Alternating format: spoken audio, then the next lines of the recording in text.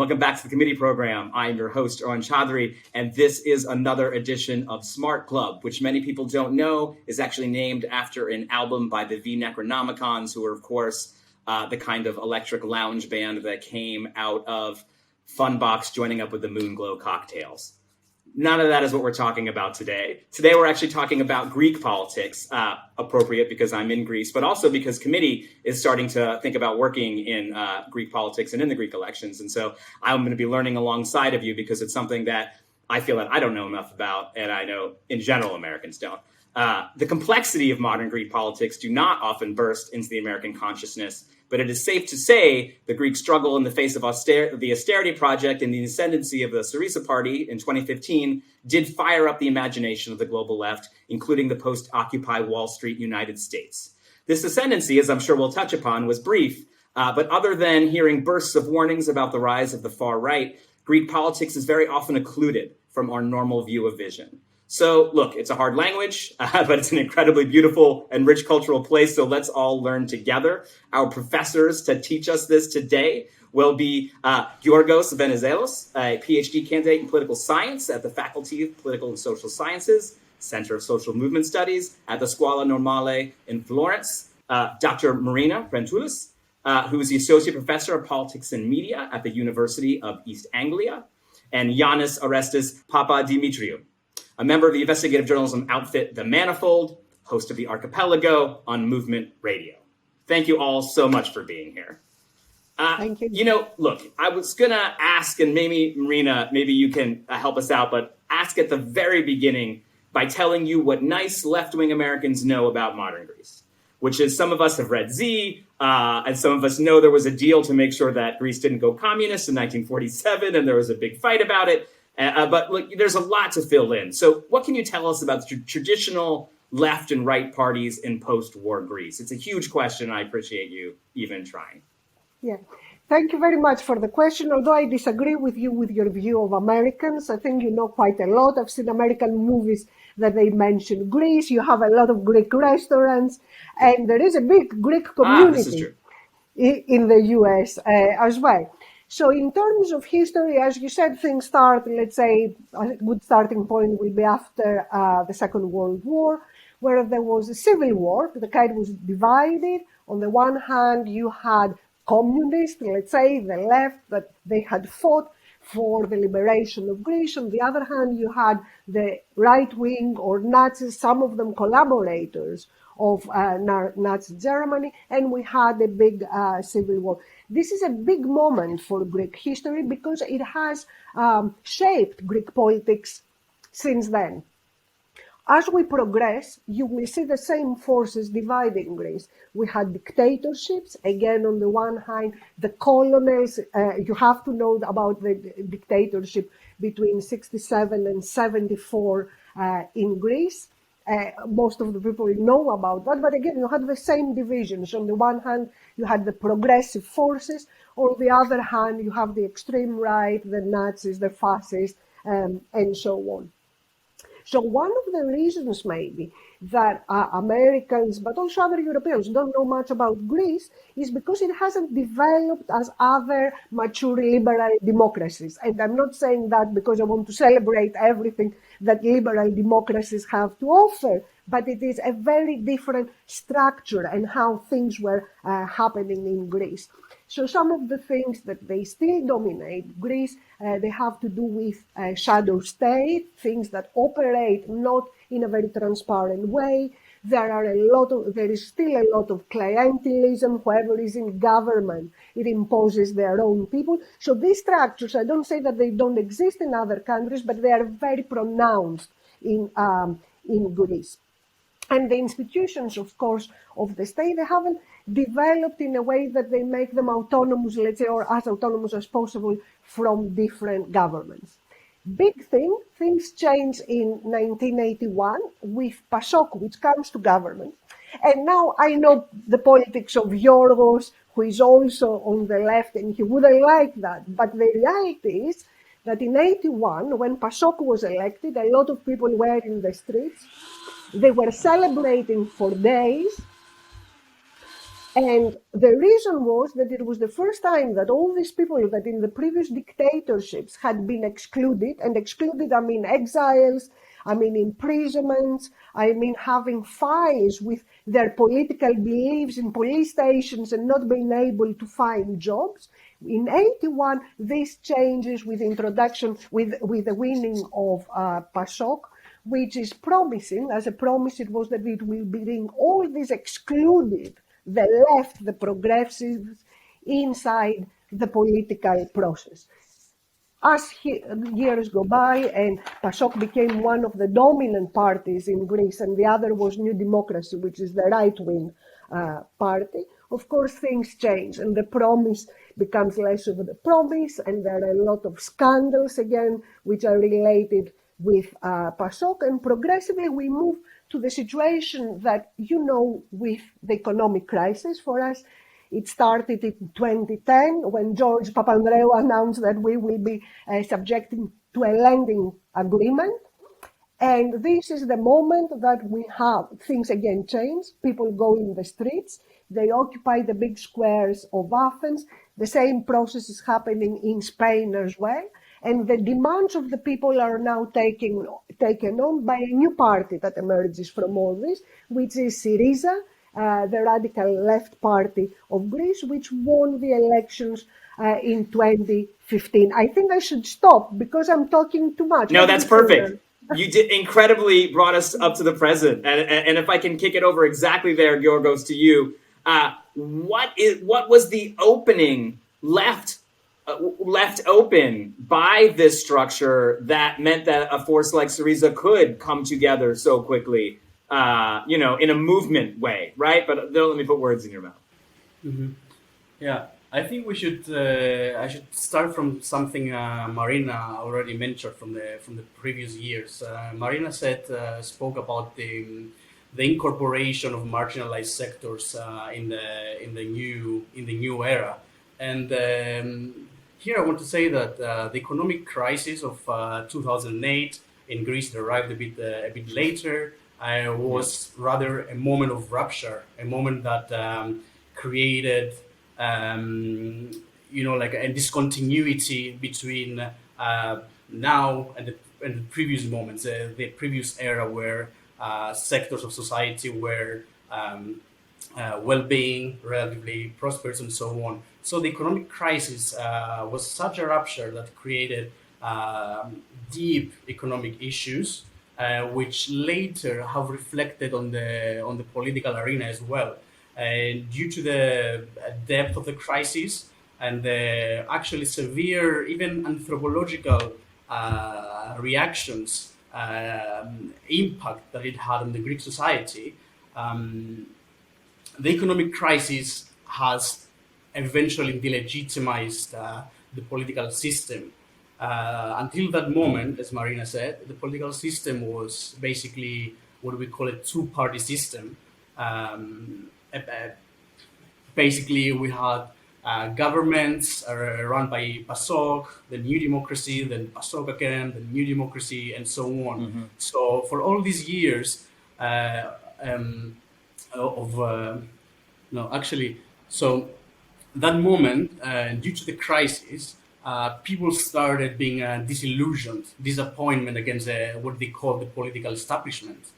And they started turning their backs towards these parties that used to be dominant, respectable. People voted for them, but that moment changed everything. And what we can say here is that there was a gap, a void in the political system in Greece. There was a void of representation.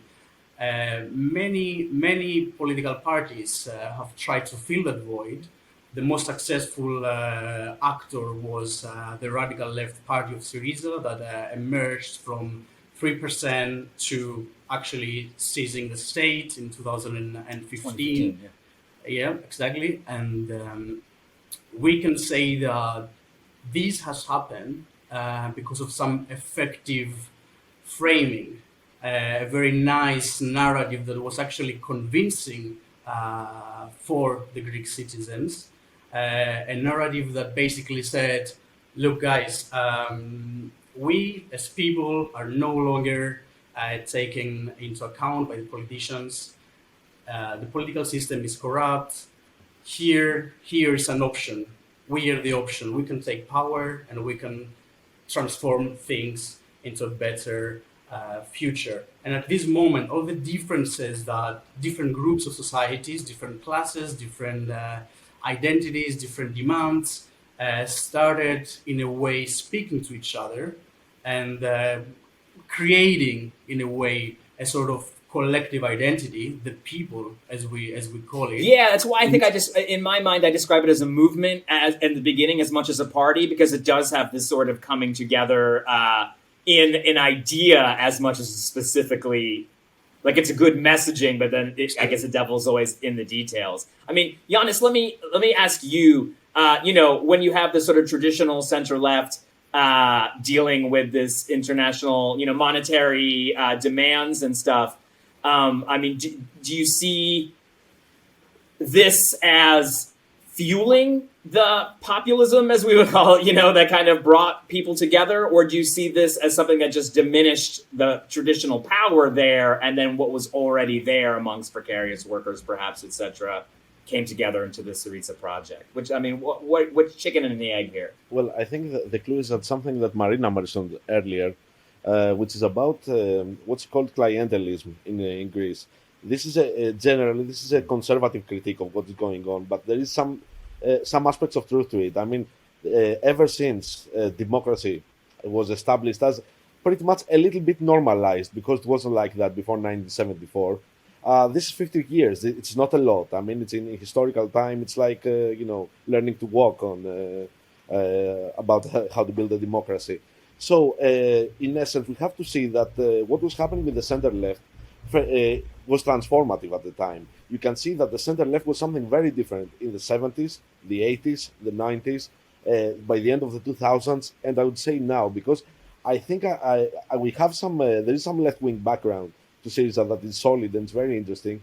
But the truth is that at this moment, it is occupying the place of the center left.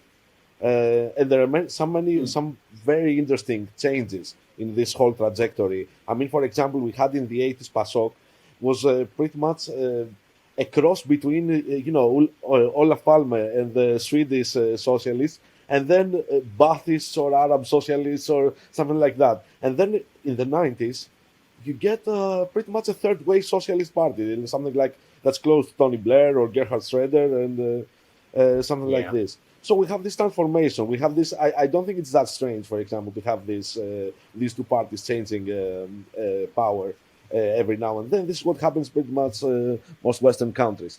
So what did Syriza do? After austerity came in, and it's important that socialists and this paternalist party of the center were the ones that brought austerity in. All these agendas had to go to someone else. And I think the small story is that Syriza was smart enough to strike deals with them in a way, to bring them in, to create a coalition of all these agendas, these interests that have been emptied out by austerity measures, and then try to build a strategy around them. Now there were some leftists inside the party. There were some factions inside the party that actually thought that, okay, since this has happened, since the structure of Greek society and economy is changing radically, we can actually take this discomfort and these agendas and take them to an agenda of our own. But what is happening now, ever since Syriza caved in 2015, is first that they went back doing politics as usual. I mean, negotiating all these balances between different business interests or privileged group interests, and also trying to occupy the center. I mean, if you listen to Alexis Tsipras, the former prime minister and the president of Syriza nowadays, he talks about the center left. He calls Syriza the center left. I mean, leftism in Greece, the leftist agenda, the populist agenda, has pretty much been emptied. What is interesting now, though, is that he's still being accused of it. He's still being accused of populism. Although Syriza does not have any populist traits anymore, they don't have anything that resembles a left-wing populism. And I would even say that Syriza's decision to pivot to the center was pretty much damaged all left-wing populism in Europe after 2015. yeah, he's now being accused of it without having any similar characteristics. And what is this doing? It is pushing everything to the right. It is pushing the Overton window, as we call it, to Yes. the right. So Yeah. yeah, I would say this is what the story would say. And I do want to get into two things you said there. You said a lot and little, where you're like, and then of course when Syriza caved, I think we should bring our audience up to exactly what you mean by that, if you don't mind sort of spelling that out a little further. And then afterwards, Marina, I'd love for you to talk about how maybe some of this opportunity of populism then did falter into the harder or farer right, as we call it. But let's hear exactly what happened with Syriza and what you call caving in. Okay, Syriza actually rose as a protest party against austerity. There was mass popular mobilization underneath it in the streets. So they managed to take this, what was called the anti-memorandum agenda. This is the anti-austerity agenda, essentially. They were elected into office in 2015. They couldn't strike a deal for a different set of politics with Greece's creditors, the EU, the IMF, and the ECB. And in 2015, this led to a referendum where people in Greece voted by 61% against continuing austerity. And then Syriza went on and brought a new austerity program. This is and pivot to the center. So sort of exactly the same thing that happened to the last set of folks. But yeah, so Marina, where did this energy go then? And how did this help fuel this kind of, because we did hear a bit about, that obviously Golden Dawn has a cool name in English, so people were very attuned. But tell us more about the far right. Yeah, I mean, I have to say something in what Yannis, to add to what Yannis was saying. Sure, So please. 2015 to 2019, we have a Syriza government. It is implementing the memorandum agreements. I think they were trying also to do some things to make the situation less worse, but that was very small, and possibly other people have different opinions. It's also really Now, hard. I mean, to give credit. It is quite hard, and there are other reasons I think that Syriza had to do some things which has to do with the big groups in Syriza and who was giving the direction and so on. I'm saying all that because I was in Syriza back then, and I have a type of trajectory that Yannis was describing. I was very active in there, and then now, although I'm just a friend, I'm not part of it. I don't think there is space for me to do there, to fight in there, to do something. So what happened is that, and again, Arun, this is for you. The Americans know quite a lot about what I'm going to say now, because you had a similar experience with Trump. And Trump, it's something, this alt-right is very particular case, which is mainstreaming the extreme right. And this is something what happened in Greece with the new right-wing government that it was elected in 2019, which looks as a progressive liberal, but actually it has incorporated a lot of the far-right elements, some of which they go back to Golden Dawn. Golden Dawn was an organization that it had, if you want things, that it was a fascist organization. It was represented in parliament, I mean. And it was a criminal organization. A few years ago, there was the verdict of the court. Thousands of us were outside the court waiting for them to be declared a criminal organization. But that doesn't mean that they have disappeared. They have been incorporated with this right-wing party, which presents occasionally itself as liberal, but it's very liberal, and it is creating a very police state in Greece. Mm-hmm. Why is that? I think part of that has to do with what Yannis was saying and the failure of Syriza to go on inspiring things. It is also for me desire to go back to what for Greeks it will be the normal thing, the normal life, and aspiring to big plans of investment and so on, which are not happening. And most of us, what we are waiting is the next crisis that I think it's going to be imminent, and I want to see what will happen there, because we don't have right now the forces on the left that I think they could deal with that. I don't know what Yannis and Giorgos think. Yeah, well, Giorgos, I would ask you just, what does the landscape of the, say, progressive side of things, left, center, left, this is all getting a little tricky. But what does that kind of spectrum look like now? And I'm going to ask you, Yannis, actually, because Giorgos is having connection problems. Okay, could you repeat the question actually? Because Yeah. So, what does the landscape of the progressive left look like now with a much shrunken Syriza? Did everyone go over to the New Democrats, who maybe you can also tell us a little more about? Or are they unaffiliated or affiliated with some kind of a civic left, like in Italy, the kind of disaffected just end up dispersing themselves in this civic world? well, there's first of all there's a mainstay of the traditional left that's a Communist Party of Greece, which is like 5 to 6% always in the election. It's always in parliament. Well, so there's something there. There's a beacon of the left there with all its problems. There's a smaller party that has just entered parliament under former Minister of Finance Yannis Varoufakis, which is okay. It has some left-wing elements. Who Americans will be familiar with, Yeah, I think, he's actually, quite well known. as a figure. It has some in Greek left-wing politics. elements, although they don't really match with the traditional left. It's innovative in its own ways, in both good and bad, but that's a whole different conversation.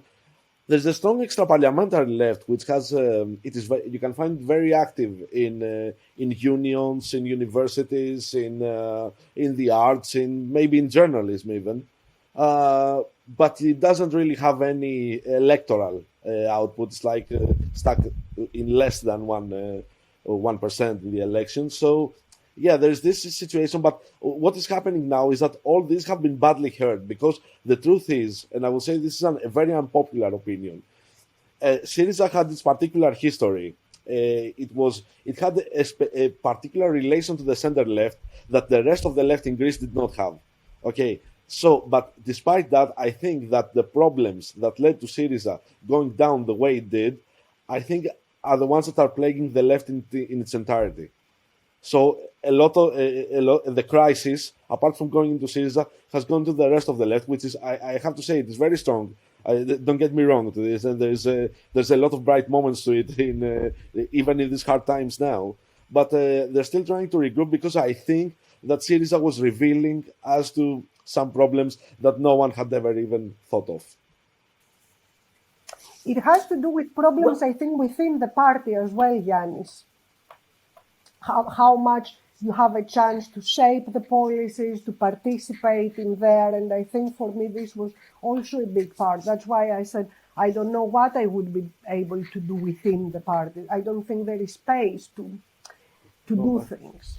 I mean, do you see, is there a good parallel here with the Cinque Stelle, where it's sort of, when you do try to create this big tent governing majority with populists and a bit of this and a bit of that, you end up having to have an ideological flexibility that is never a clear message to your I don't membership? think the ideological flexibility is a problem with the Cinque Stelle, for example.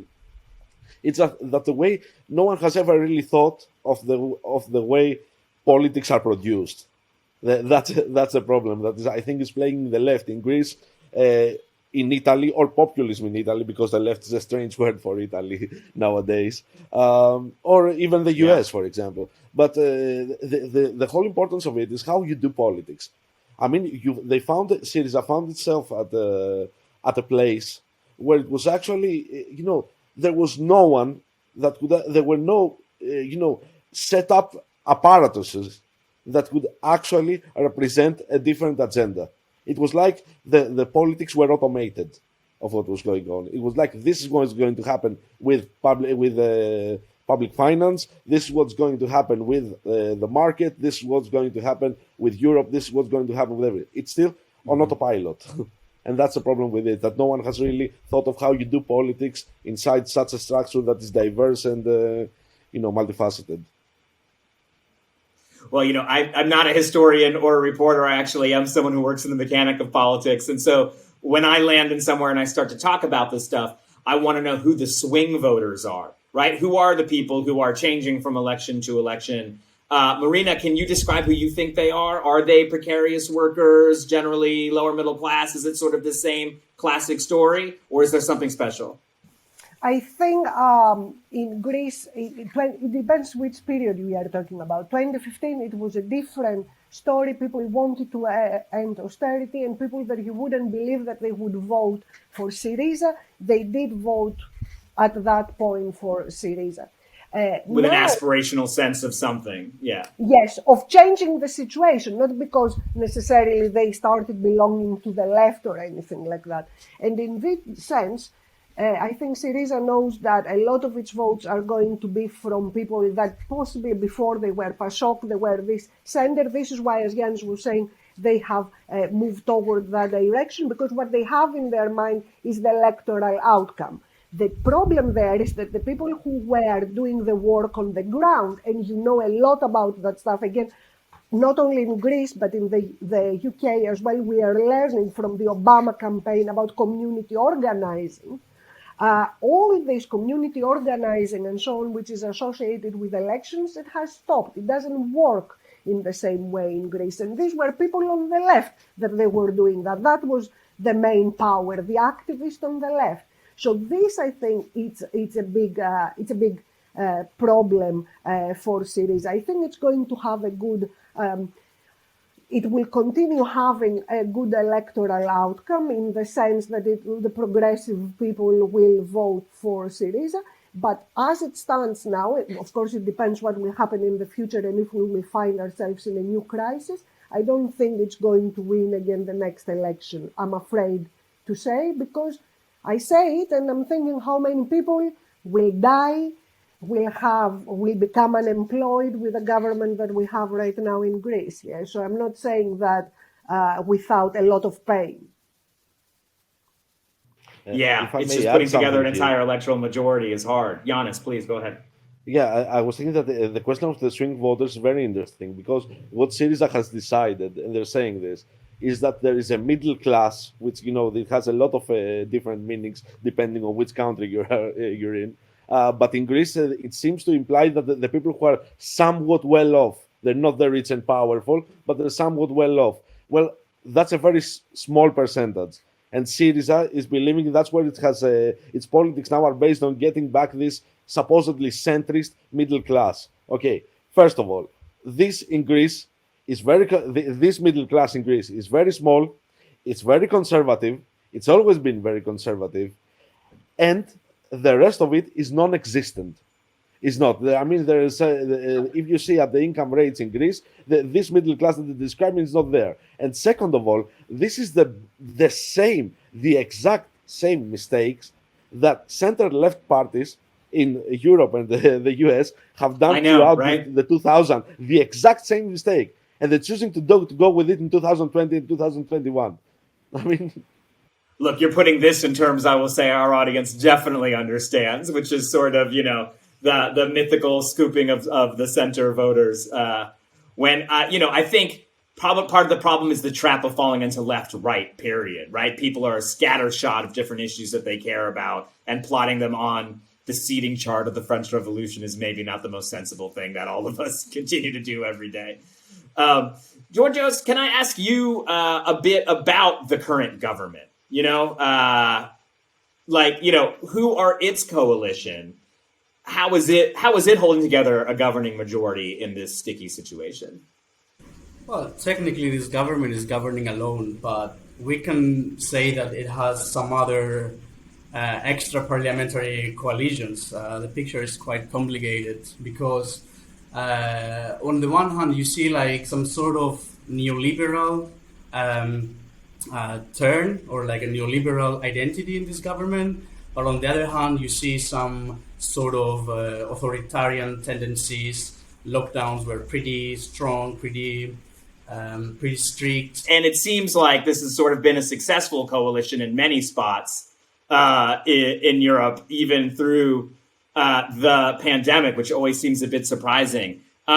We don't know, and rates in Greece are not good right now since the opening of tourism a bit, right? So we don't know exactly what's going to happen. But in terms of there being new elections, being an opening, I know it's not scheduled for a couple of years. What are the things that we should be looking for, especially on the progressive left? And anyone can answer this who has an answer. But what can an international audience be looking for as indicators of maybe a growing strength coming from the progressive side as an answer to this government, or Well, can we not expect that?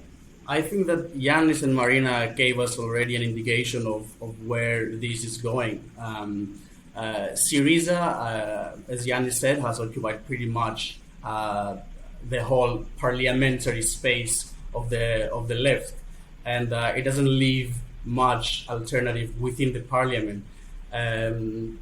Obviously, as Yannis said, there are other political activities that are happening outside the parliament, but within like conventional politics, I am not sure whether there is a viable alternative at the moment.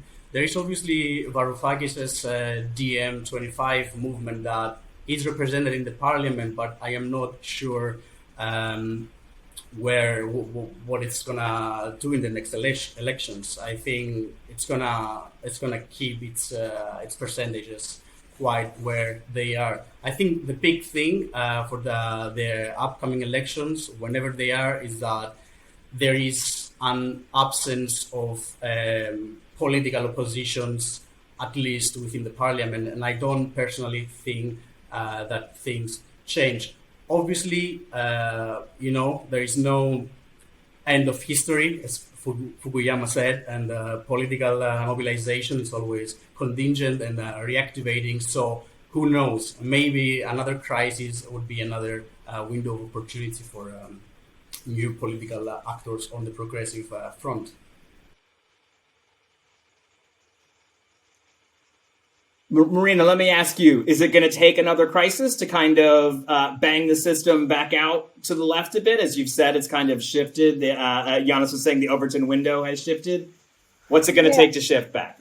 I think there is going to be a crisis. I told you before, I'm so sorry about that, but I don't see how Greece is going to avoid another crisis, especially because of the spending of the current right-wing government. I mean, again, you have this clientelism, you have the big scandals emerging and re-emerging where a lot of state money have been appropriated for their voters, for those they helped the right-wing government to come to power. On top of that, you have the pandemic. On top of that, you have a huge debt that it goes already back to the other crisis. So I'm not sure that we will manage to avoid another crisis. But apart from thinking, I agree with Giorgos what he said about opposition. So we are still waiting for a much stronger opposition. But I always have my faith in social movements, what is happening in the ground as well.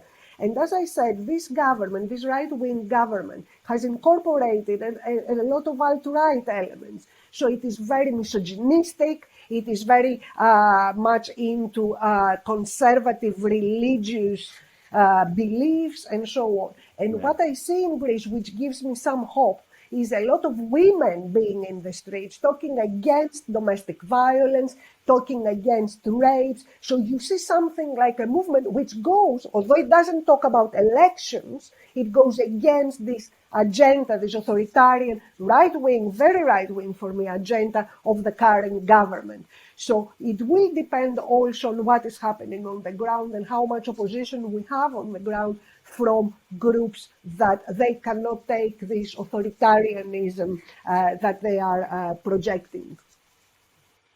And, something that comes up on the show a lot is the idea that storytelling when there's not an election time is so much more effective than when there is. And when you're telling stories about issues that matter to you and not asking for a vote, and this is what the right wing is so good at, right? Always just telling you a story for no other reason than they would like you to listen.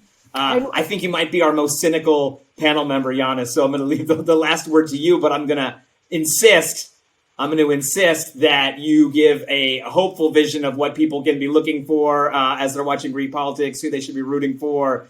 Is it the rise of issue-driven civic lefts? As Marina is saying, is it, I'm going to try to put you in a box of having to give you a optimistic vision to end on. Come on, Yannis, try. Be an optimist. Well, yeah, I was actually, you got this right. I was going to be pessimistic, but I actually believe there is a glimmer of hope. So let's start with the pessimism and then shed some light on it. Yeah, and then transition, yeah. There is a pessimistic scenario that, the right is what we call, Giorgos and Marina will know this, the right-wing building block, which is how the right wing is elected in Greece. You have a moderate right wing at the top, and then it has taken in all the far right. So that's how they get elected. And I'm really worried that the status of the left is hurt so bad at this time that when it breaks, we might end up with a situation like Hungary, where you have the far right in government and the far right in opposition. So this is the worst case scenario.